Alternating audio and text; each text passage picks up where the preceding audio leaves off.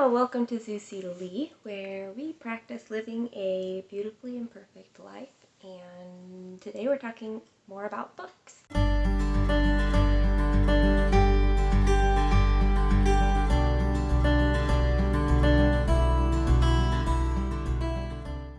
It's been 3 months and I have way too many books to show today, so let's just get started. First, I'm going to show you read-alouds, completed ones. We have read Little Town on the Prairie by Laura Ingalls Wilder. This is the 7th out of the 9 books in the series, and it was a lot of fun. It's when the girls are older. Laura is now really meeting Almanzo as a 15-year-old, right? And she is also studying to become a teacher in this book. We finished The Last Battle by C.S. Lewis. This is the very last book in the Chronicles of Narnia, and so my daughter has now been through all the series because this was a series I wanted to read with her together as her first time. We read The Tuttle Twins and The Fate of the Future by Connor Boyack. One thing that's really great about the Tuttle Twins, or the whole point of the Tuttle Twin books, is that Connor Boyack is taking these different books and making them very easy to understand for children. So this one is based on Anatomy of the State by Murray Rothbard. The Tuttle Twins and the Golden Rule. This is Ron Paul, A Foreign Policy of Freedom. The Tuttle Twins and the Spectacular Show Business. Competition and Entrepreneurship by Israel M. Kirzner.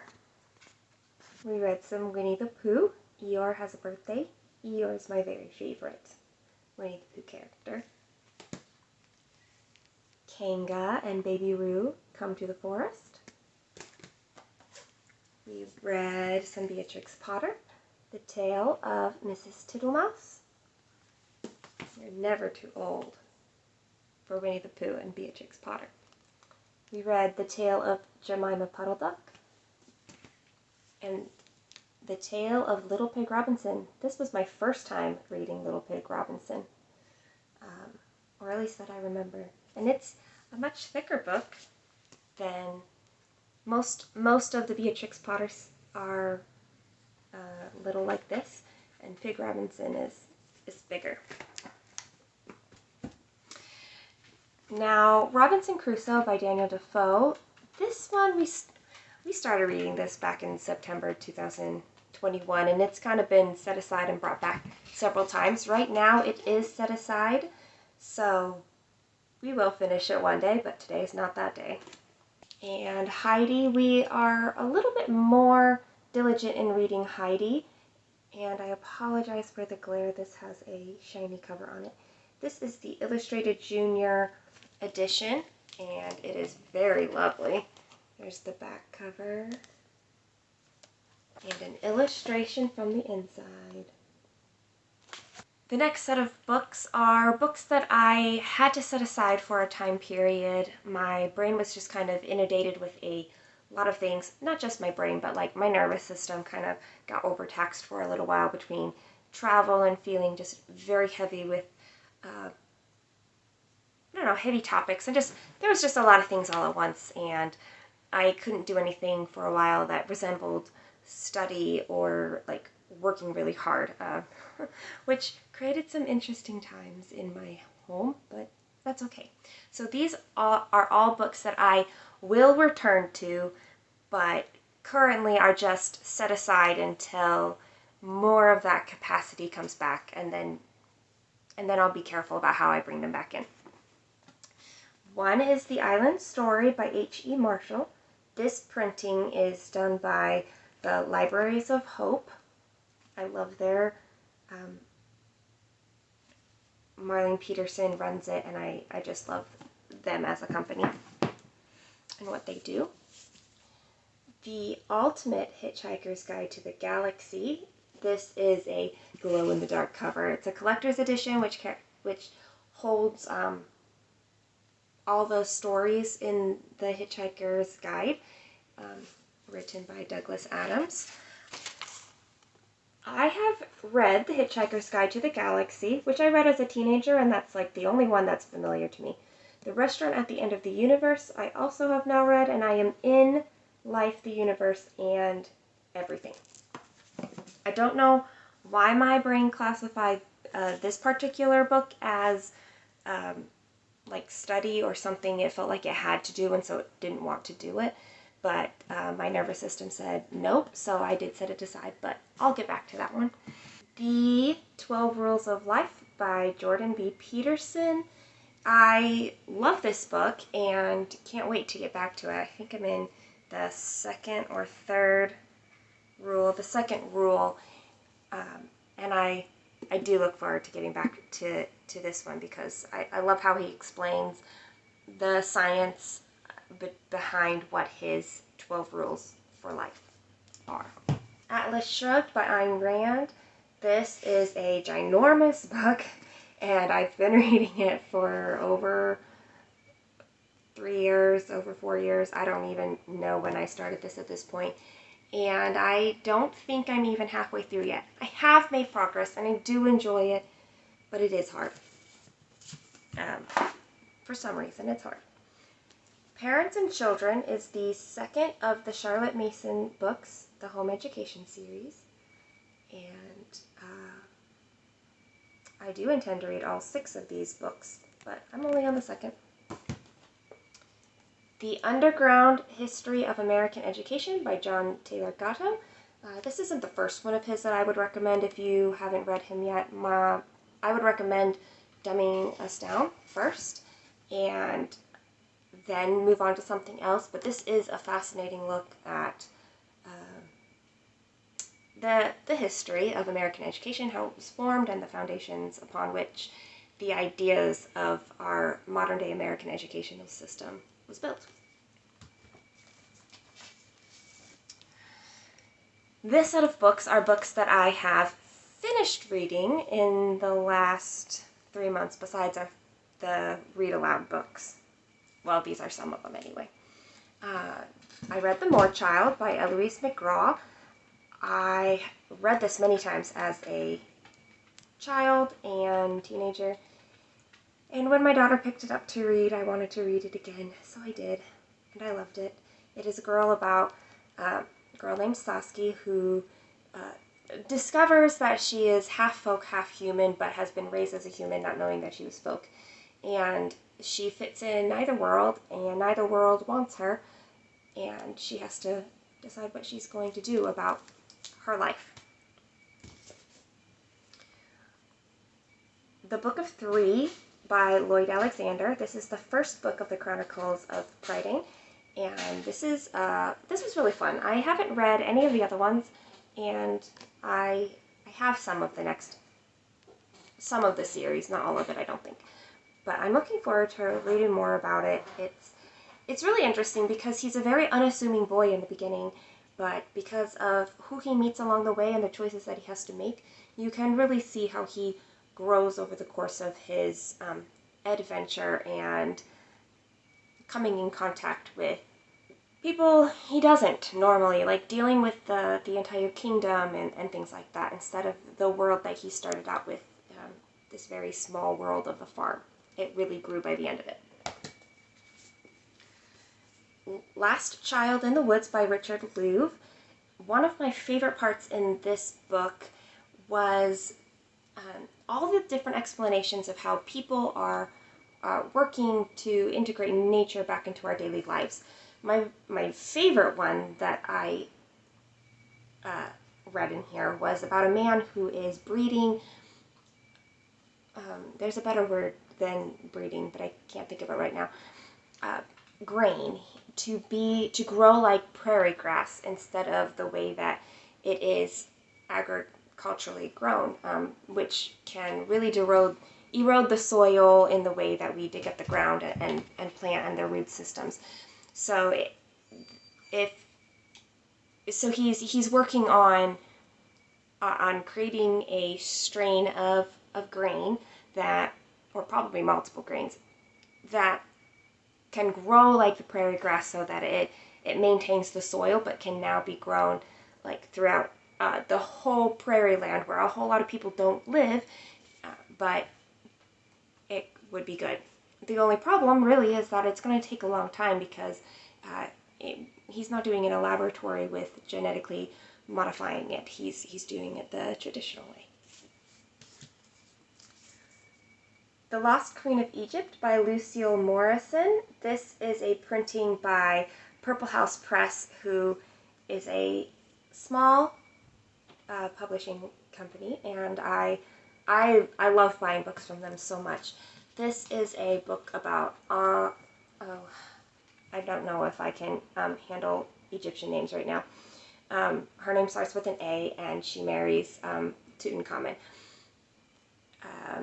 Or Tutankhamun marries her. Anyway, and it's about her life, basically, and how she becomes, how she ends up becoming queen because she wasn't the oldest child, and there's also a whole lot of having to hold to what she believed in while the Egyptian culture around her was clamoring for a return to their former beliefs before her father.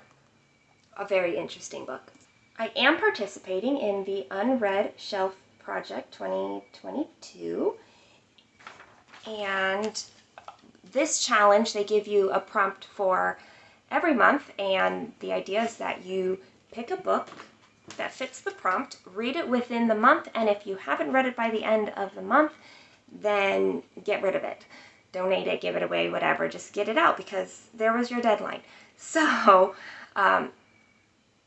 it's fun to deliberately read unread books on my shelf, of which I have many.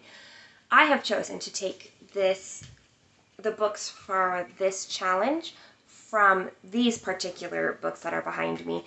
This is what I call my love of learning section. It's not quite your scholar, teenager, young adult books, but they are higher than your picture books. So that's that middle grade, I guess, books. And we have them in our rainbow order, which we love. So March, I had been reading Andrew Carnegie. It's a learner biography, and this one's by Laura B. Edge. This was my first learner biography, and I've heard good things about it, and I did really enjoy this this one.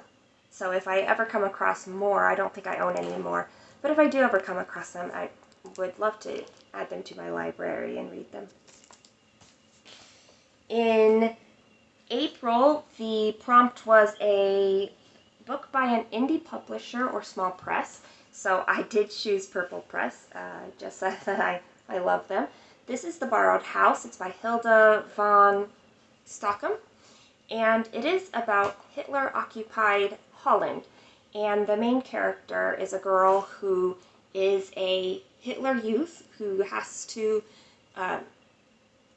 is then joining her parents who now live in Hitler-occupied Holland. And they are occupying, obviously, somebody's home who got relocated somewhere else. And it creates a lot of questions for Jana.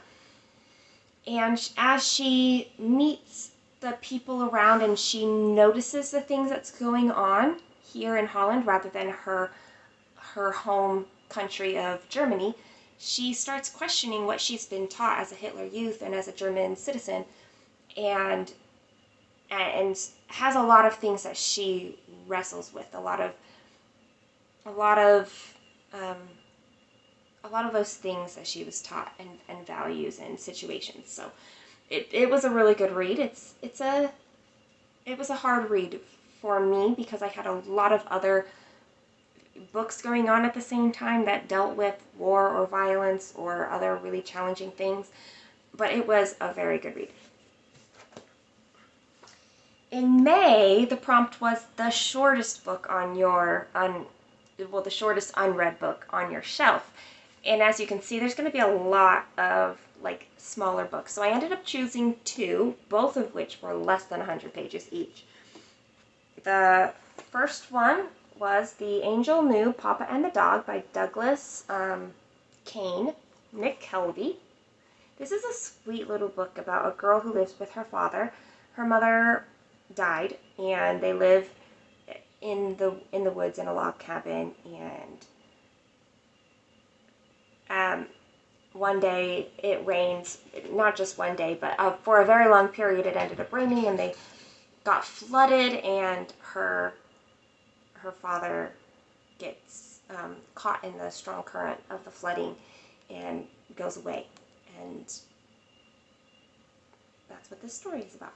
The other one I read for that month was The Little Prince by Antoine de Saint-Exupéry. I'm not French.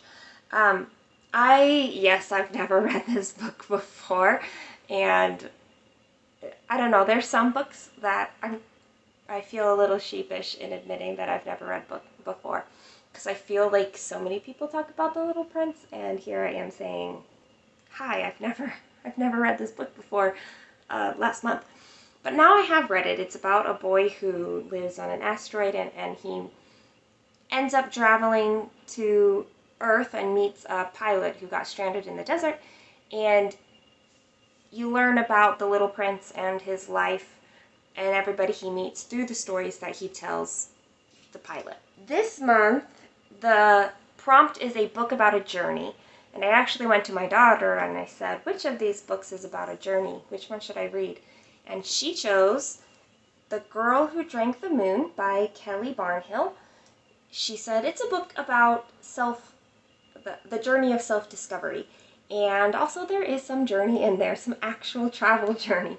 So that's what I went with. It's a beautiful cover, and I've been really, really enjoying it so far. So that's my current unread bookshelf challenge book. Alright, another book that I'm currently reading is Edgar Meyer's Bible Storybook. I've never really read from a Bible storybook before. I guess I kind of have. I've read like picture ones before, and I just I haven't done it recently, so I picked this one up and am in reading it through. It's quite large since it goes through both the Bible and the New Testament is both contained within here. The Body Keeps the Score by Bessel van der Kolk. This is a book I highly recommend for everybody to read. I am only 76 pages in, but it has been a phenomenal book. Whether, if you are somebody who has experienced trauma in their life, trauma defined as anything your nervous system couldn't handle at the time that you experienced it, and never really integrated it into your body, be careful reading this book, but please still read this book. There are constant mentions about different situations that that are traumatic experiences, and they're not all big experiences, but you don't know what's going to trigger you, and so please read this book so you understand what's going on within inside of you, but just be aware that it is kind of a minefield for triggers. So maybe have a safe person that you can talk to about this book and take it in small doses. But I really, really love this book. If you are somebody who doesn't have isn't experiencing trauma responses, you probably know somebody who has, and so reading this book is going to help you understand what is happening within them, and you may understand better what they're probably experiencing and going through, and how maybe you would approach them depending on what it is that their trauma response is, because not all trauma responses are alike, so they need different approaches. Last, I decided that I wanted to read all of Brandon Sanderson's books. I've actually been wanting to do this for a really long time. There's a lot of books I want to read and a lot of authors I want to read completely, and so I just started with Brandon Sanderson. This started when my nervous system just was overtaxed and I needed something easy but enjoyable for me to get into. And I knew I liked Brandon Sanderson because I had read a bit of him before, and I knew I had this desire to kind of read everything. Fantasy is kind of my comfort place, so if I just need to kind of take a step back, I usually grab a fantasy book that I have already read, and so this time it was Brandon Sanderson. So I read Elantris, which, yes, I've read this before. Elantris is a city of the gods, and a power has cursed it, and nobody understands. People still get transformed to become Elantrians, but instead of them being godlike, they are now wretches. What's really interesting about this book is that it's told from the perspective of 3 different characters, and it cycles through these 3 characters, drawing the story forward each time. Eventually, towards the end, it becomes more like a regular story. It doesn't transfer throughout the story. It doesn't transfer throughout the different characters any longer at that point, and it reads a little bit more like you are used to in a story, but it's an excellent book and you should read it. I'm currently reading Mistborn. This is the second book that he published. Elantris is the first, Mistborn is the second. Mistborn is the first of a trilogy, and in this world there's a Lord Ruler and his ministry, his government, and then there's nobility, which is basically the houses that are rich enough to be able to build a fancy house in the city. And then you've got plantations and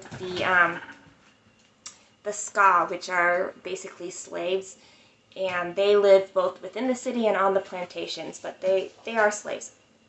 Mistborn are specifically those people who have the powers, the ability to burn metals, which gives them power. It's allomancy. Mistings are people who can only burn one metal, but Mistborn can burn all the metals that give powers. So that's the one I'm currently reading.